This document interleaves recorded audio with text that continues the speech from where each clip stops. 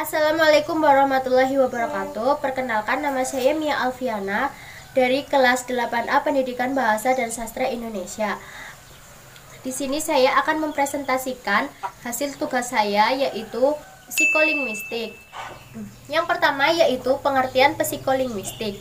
Psikolinguistik merupakan suatu disiplin ilmu yang relatif baru. Disiplin ini merupakan gabungan antara interdisipliner, yakni psikologi dan disiplin linguistik.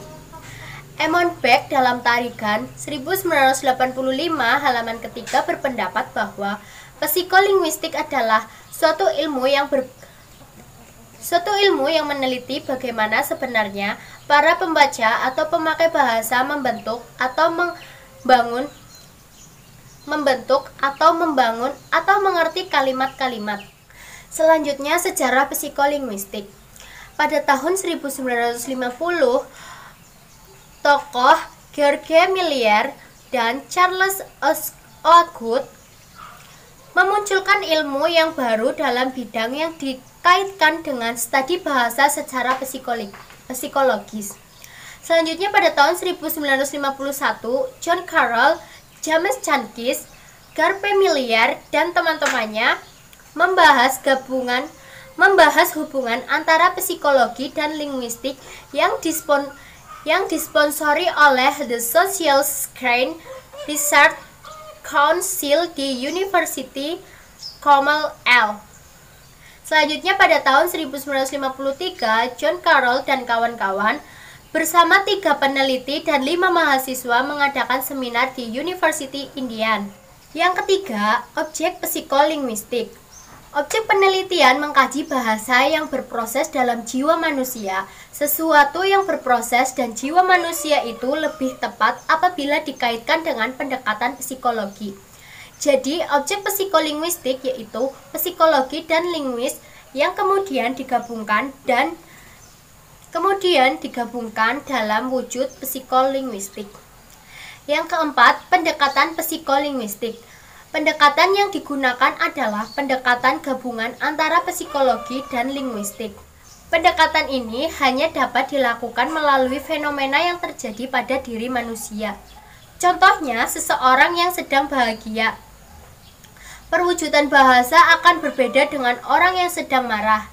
Pendekatan psikologi mencari alasan mengapa seseorang itu bahagia dan mengapa seseorang itu marah. Sedangkan pendekatan linguistik melakukan pendeskripsian bahwa yang bersangkutan sedang bersedih atau bahagia.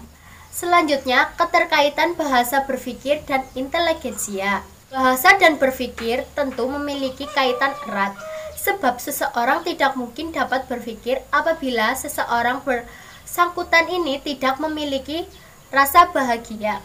Oleh karena itu, pikiran atau otak tidak mungkin bisa bekerja atau berpikir apabila tidak menggunakan bahasa, sebab alat berpikir adalah bahasa. Menurut Dakir 1987 halaman ke-86, bahasa adalah alat berpikir yang paling efisien dan paling efektif. Namun, untuk berpikir bahwa yang digunakan oleh masyarakat bukan termasuk ke dalam syarat bahasa yang mutlak. Berpikir merupakan aktivitas untuk menghubungkan pengertian satu dengan pengertian yang lainnya guna mendapatkan pemecahan. Terdapat persoalan yang dihadapi. Menurut Wagio 1983 halaman 121. Selanjutnya yang keenam, bahasa dengan produk sintaksis. Hakikat bahasa adalah kalimat seseorang yang sedang berbahasa. Pada dasarnya, menghasilkan bunyi-bunyi tersebut terangkai menjadi klausa dan atau kalimat dalam istilah linguistik. Rangkaian frase, klausa, dan atau kalimat tersebut disebut sintaksis. Jadi, seseorang yang berbahasa pada dasarnya telah menghasilkan sintaksis, memproduk sintaksis. Selanjutnya yang ketujuh, inteligasi dengan produk sintaksis. Inteligasi berpengaruh terhadap bahasa seseorang. Hakikat bahasa adalah sintaksis. Integrasi berpengaruh terhadap produk sintaksis seseorang. Semakin baik integrasi seseorang, semakin baik produk sintaksisnya. Begitupun sebaliknya, melalui produk sintaksis dapat diketahui integrasi seseorang perilaku pribadinya, pola pikirnya, bahkan dapat diprediksi kemungkinan masa depannya. Yang kedelapan, berpikir dan kecerdasan. Menurut Dagir, berpikir adalah suatu aktivitas pribadi yang bertujuan untuk memecahkan suatu masalah, sehingga menemukan suatu hubungan dan menemukan sangkut pautnya. Dalam kehidupan sehari-hari selalu dijumpai suatu masalah. Setiap hari fungsi pikir itu selalu digunakan seseorang yang kemampuan menggunakan fungsi pikirannya itu tinggi dan dapat dikaitkan bahwa orang tersebut cerdas.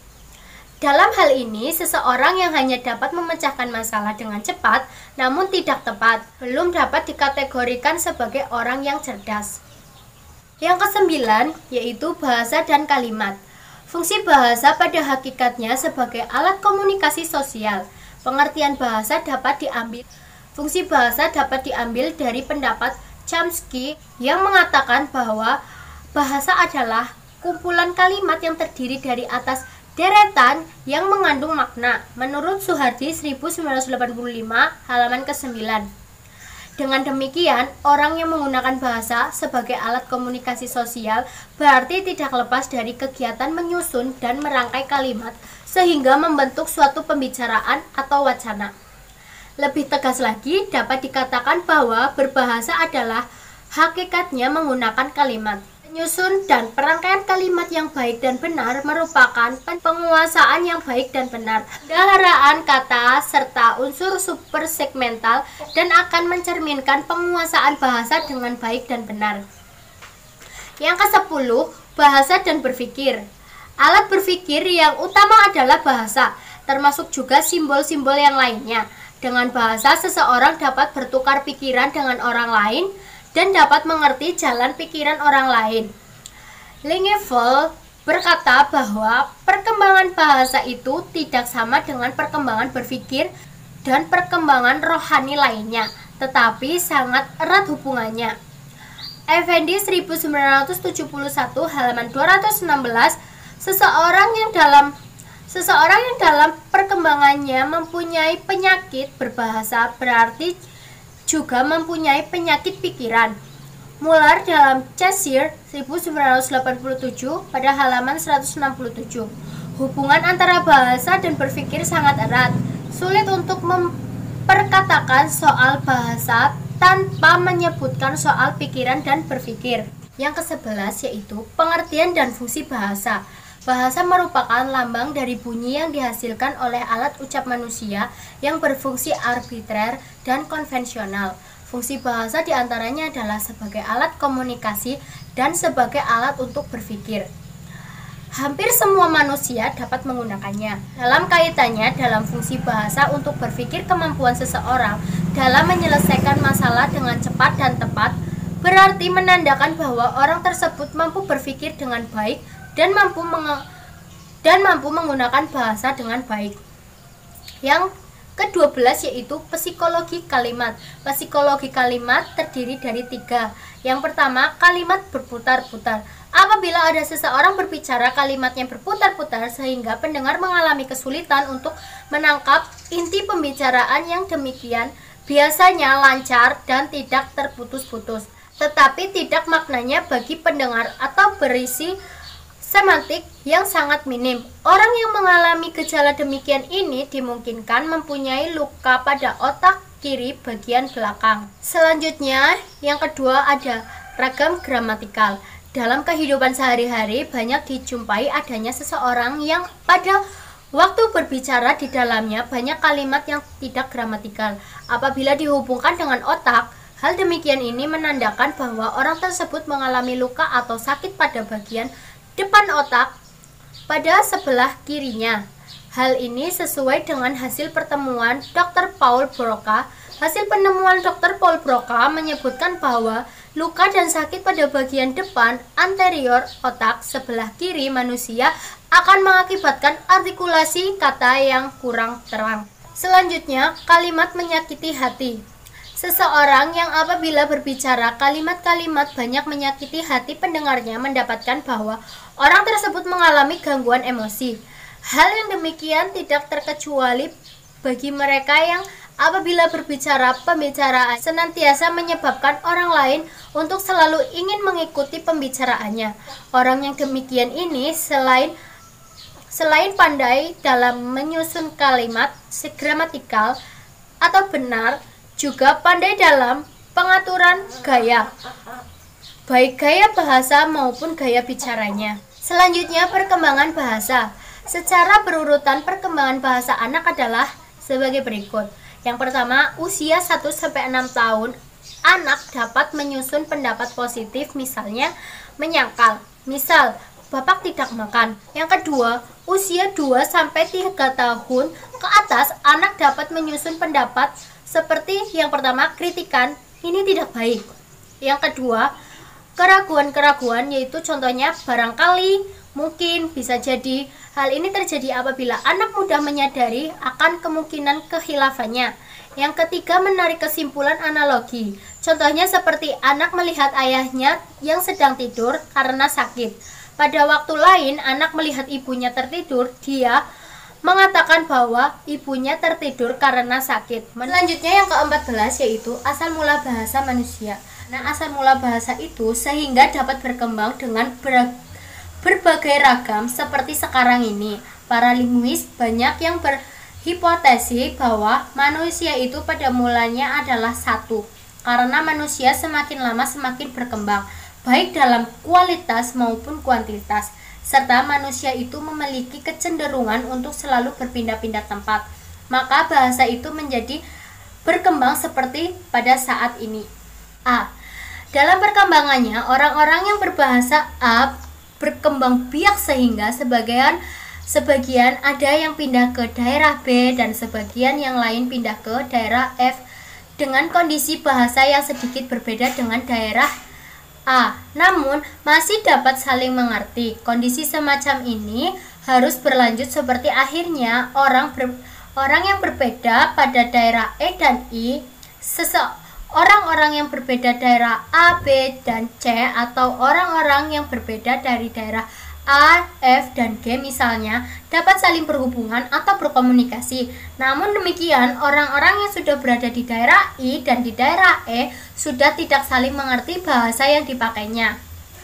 Permasalahannya yang banyak dibicarakan para linguis adalah bagaimana orang-orang yang berada di bumi di daerah A memperoleh bahasa. Selanjutnya yang ke-15, memperoleh bahasa manusia. Seseorang telah memiliki bahasa biasanya kurang atau bahkan tidak begitu memikirkan bagaimana dia memperoleh bahasa.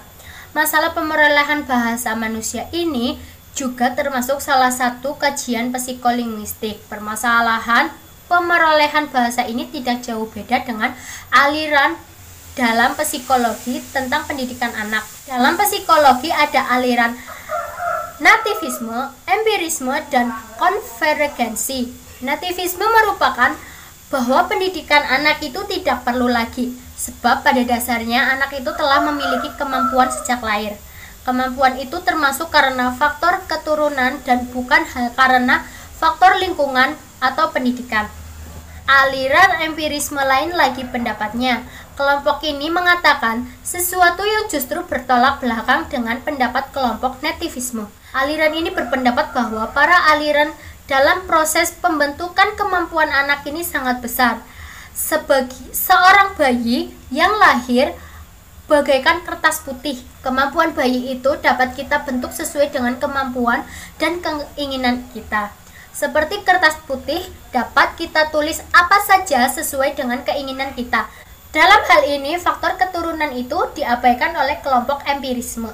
Selanjutnya yang ke-16, dua sisi otak manusia. Asumsi dasar yang menyatakan bahwa otak dan bahasa itu memiliki hubungan sejak kurang lebih 1 abad yang lalu. Yang selalu menjadi permasalahan adalah di mana pusat-pusat dalam otak manusia yang berfungsi sebagai kompetensi dan performance. Banyak teori yang telah dilontarkan mengenai kemampuan manusia yang bermacam-macam itu dengan bagian-bagian khusus otak manusia. Namun demikian, tidak semua teori yang dikembangkan dalam hal ini dapat diterima. Ada teori yang mengatakan bahwa seseorang yang cerdas adalah orang yang memiliki mata menonjol keluar. Teori ini terlalu spekulatif sebab belum ada pembuktian yang nyata. Oleh karena itu, teori ini tidak dapat diterima. Selanjutnya yang ke-17, hubungan bahasa dan logika. Bahasa bukan hanya berfungsi sebagai alat berkomunikasi, melainkan juga berfungsi sebagai alat berpikir bagi manusia dalam upaya memahami manusia luar objektif maupun imajinatif. Oleh karenanya, bahasa selain berfungsi komunikatif, juga mempunyai fungsi emotif dan kognitif. Dalam kaitannya dengan fungsi kognitif, bahasa merupakan alat untuk berpikir. Pada konsep ini, berpikir adalah satu bentuk kegiatan akal. Kailan 1998 halaman 17 mengatakan bahwa kegiatan akal atau berpikir itu dapat dibandingkan menjadi dua, yaitu berpikir yang tanpa menggunakan aturan atau hukum. Yang kedua, berpikir dengan mempertimbangkan aturan atau hukum. Selanjutnya yang ke-18, hubungan otak dengan kemampuan berbicara. Di dalam cerita-cerita silat kuno diceritakan bahwa cedera di daerah pelipis di kiri akan mengakibatkan penderita menjadi mati atau minimal tidak dapat berbicara. Tahun 1861, seorang dokter dari Perancis yakni Paul Broca menulis serangkaian masalah mengenai bahasa dan otak. Seorang pasien yang dirawatnya setelah menderita stroke kehilangan kemampuan berbicaranya, sama sekali hanya dapat mengucapkan tan-tan. Setelah meninggal dunia, otopsi Broca menemukan bahwa ada kerusakan di daerah lobus frontalis kiri bagian belakang bawah. Daerah ini disebut sebagai area Broca. Area ini terletak di depan bagian konteks motorik yang mengurus gerakan otak-otak muka, rahang, lidah, yaitu otot yang berfungsi ketika mengeluarkan suara. Selanjutnya yang ke-19 yaitu berpikir, inteligensi, dan penalaran. Dari konsep ini diketahui bahwa seseorang yang berpikir itu pada dasarnya didahului oleh adanya suatu masalah. Dalam berpikir, keaktifan pribadi diarahkan untuk menemukan jawaban dari suatu masalah. Hal demikian ini akan sangat berbeda apabila dibandingkan dengan mengingat. Pada mengingat, keaktifan pribadi diarahkan untuk menemukan kembali sesuatu yang telah terlupakan. Namun demikian, kedua kegiatan tersebut, mengingat dan berpikir, pada dasarnya sama-sama merupakan suatu aktivitas pribadi untuk menemukan yang satu untuk menemukan sesuatu yang belum pernah diketahui, sementara yang satu untuk menemukan sesuatu yang sudah pernah diketahui. Berpikir dan inteligensi. Kemampuan berpikir seseorang itu dapat diukur dengan sebuah tes yang lazim disebut dengan tes inteligensi. Pengertian inteligensi ini ada bermacam-macam. Masing-masing ahli psikologi tampaknya mempunyai pengertian yang berlainan tentang inteligensi itu. Strand mengatakan bahwa inteligensi adalah kesanggupan jiwa untuk dapat menyesuaikan diri dengan cepat dan tepat dalam suatu situasi yang baru.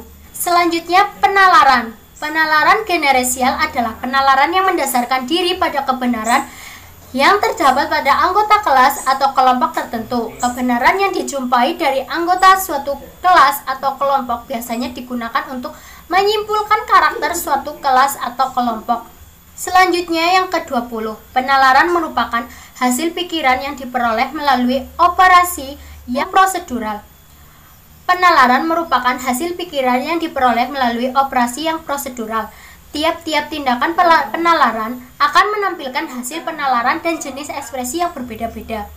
Ada 3 tindak penalaran yang masing-masing akan menampilkan hasil dan ekspresi yang berbeda-beda menurut Dawud 1988 halaman 24. Tindak penalaran yang pertama adalah pemahaman sederhana. Hasil penalaran berupa hasil konsep atau definisi, sedangkan ekspresi biasanya berupa kata atau istilah. Ketika pendengaran orang lain yang berbicara atau ketika seseorang membaca sebuah buku, orang tersebut akan berusaha memahami apa yang telah didengarnya atau apa yang telah dibicarakannya. Apabila yang dilakukan oleh seorang tersebut sebatas pada memahami konsep atau mengungkapkan kembali konsep yang telah dipahaminya dengan kata-kata, maka tindakan yang demikian itu termasuk tindakan penalaran yang sederhana. Selanjutnya, yang ke-21, berbicara. Berbicara pada hakikatnya merupakan kemampuan memproduksi arus sistem bunyi artikulasi untuk menyampaikan hakikat, kehendak, kebutuhan, perasaan, dan kegiatan pada orang lain. Ahmad 1989 halaman 16. Sebuah komunikasi lisan serangkaian gagal hanya karena cara menyampaikannya yang tidak pas. Oleh karena itu, dalam komunikasi lisan sering terjadi salah paham antara komunikasi dengan komunikator. Selanjutnya nomor 22, hubungan berbahasa dan berbicara.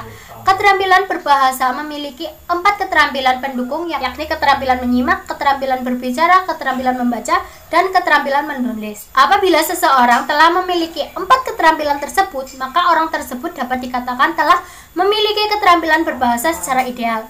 Namun demikian, dalam kenyataan kehidupan sehari-hari sulit ditemukan seseorang memiliki keterampilan berbahasa secara ideal. Selanjutnya yang ke-23, hubungan kemampuan berpikir, inteligensi, dan bahasa. Berpikir adalah suatu aktivitas pribadi untuk menghubungkan pengertian satu dengan pengertian lain guna mendapatkan pemecahan terhadap persoalan yang dihadapinya. Menurut Wagio 1983, halaman 121. Penghubungan pengertian-pengertian tersebut pada dasarnya merupakan penggunaan bahasa. Oleh karena itu, seseorang yang sedang berpikir pada dasarnya juga menggunakan bahasa. Hal ini sesuai dengan apa dikatakannya. Bahasa dan berpikir itu berkaitan erat. Seseorang tidak mungkin dapat berpikir apabila orang yang bersangkutan itu tidak memiliki bahasa. Dengan kata lain, pikiran atau otak tidak mungkin dapat bekerja apabila tidak menggunakan bahasa. Selanjutnya nomor 24. Hubungan kemampuan berpikir dengan kemampuan berbicara argumentatif.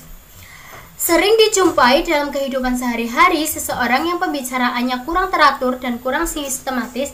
Di samping itu, sering pula dijumpai seseorang yang pembicaraannya sangat teratur dan sistematis. Berbicara itu hendaknya adalah berbahasa, sedangkan berbahasa itu pada hakikatnya berpikir yang dilisankan. Oleh karena itu, seseorang yang kemampuan berpikirnya baik dapat diduga bahwa kemampuan berbicara seseorang itu juga baik. Dalam arti pembicaraannya itu dimungkinkan akan runtut dan benar. Tidak banyak kerancauan di dalamnya. Begitu pula sebaliknya. Seseorang yang kemampuan berpikirnya kurang baik dapat diduga bahwa kemampuan berbicaranya juga kurang baik. Dalam arti kurang runtut dan kurang sistematis. Banyak bermacam-macam atau banyak kerancuan di dalamnya. Perkembangan akuisisi bahasa berhubungan dengan perkembangan neuromaskulinnya setiap hari. Pada tahap awal, tidak ada contoh terhadap pola tingkah laku anak, termasuk diantaranya pola tingkah laku bahasa. Vokal anak dan otot-otot bahasa bergerak secara refleks. Bulan pertama, otot berkembang dan mengatur mekanisme syaraf sehingga dengan demikian gerakan refleks sudah dapat dikontrol lagi. Refleks itu berhubungan dengan gerakan lidah dan mulut. Contoh di dalam hal ini, mata seseorang akan berkedip-kedip apabila adanya cahaya yang disorotkan ke matanya. Yang terakhir, faktor yang mempengaruhi perkembangan bahasa. Faktor yang mempengaruhi perkembangan bahasa ada 4, yaitu yang pertama faktor kesehatan. Kesehatan merupakan faktor utama yang sangat mempengaruhi perkembangan bahasa anak, terutama pada awal kehidupannya. Apabila pada usia 2 tahun pertama anak mengalami sakit yang terus-menerus, maka anak tersebut cenderung akan mengalami kelambatan atau kesulitan dalam perkembangan bahasanya. Oleh karena itu, untuk memelihara perkembangan anak secara normal, orang tua perlu memperhatikan kondisi kesehatan anak. Selanjutnya, faktor inteligensi. Inteligensi merupakan faktor keturunan. Walaupun merupakan faktor keturunan, tetapi kalau tidak diefektifkan manfaatnya, inteligensi tidak akan berarti apa-apa. Dalam kaitannya pemberdayaan bahasa, seorang anak yang berkembang bahasa lebih cepat dari anak seusianya, biasanya kecerdasannya juga di atas rata-rata umumnya. Begitu pula sebaliknya, seorang anak yang mengalami kelambatan dalam perkembangan bahasanya biasanya juga anak mengalami kelambatan dalam berpikir. Faktor yang ketiga yaitu faktor status sosial ekonomi keluarga. Hasil studi tentang hubungan antara status sosial ekonomi keluarga dengan perkembangan bahasa pada anak-anak menunjukkan bahwa sebagian besar anak-anak yang berasal dari keluarga miskin mengalami kelambatan dalam perkembangan bahasanya dibandingkan dengan anak yang berasal dari keluarga yang lebih baik. Selanjutnya, faktor jenis kelamin. Tahun-tahun pertama pada anak-anak yang pada taraf memperoleh bahasa tidak ada perbedaan antara vokalisasi pria dengan wanita. Namun demikian, pada usia lebih lanjut, kurang lebih 2 tahun, anak wanita menunjukkan perkembangannya lebih cepat daripada anak pria. Yang terakhir adalah faktor Flimer. Hubungan Flimer ini lebih lanjut mempengaruhi kepada bagaimana proses interaksi antara keluarga dengan anak. Sebagaimana dikemukakan kelompok behaviorisme bahwa bahasa tidak mungkin diperoleh dengan sempurna apabila seseorang anak itu tidak melakukan interaksi dengan keluarganya. Dalam hal ini berarti sebagai lingkungan. Oleh karena itu, seorang anak yang dibesarkan oleh keluarga yang senantiasa menjalin komunikasi antara satu dengan lainnya akan lebih baik kemampuan bahasanya dibandingkan dengan seorang anak yang dibesarkan dalam keluarga yang kurang komunikasi antara satu dengan keluarga yang lainnya. Demikian presentasi dari saya. Apabila banyak salah kata, saya mohon maaf yang sebesar-besarnya. Wabillahi taufiq wal hidayah. Wassalamualaikum warahmatullahi wabarakatuh.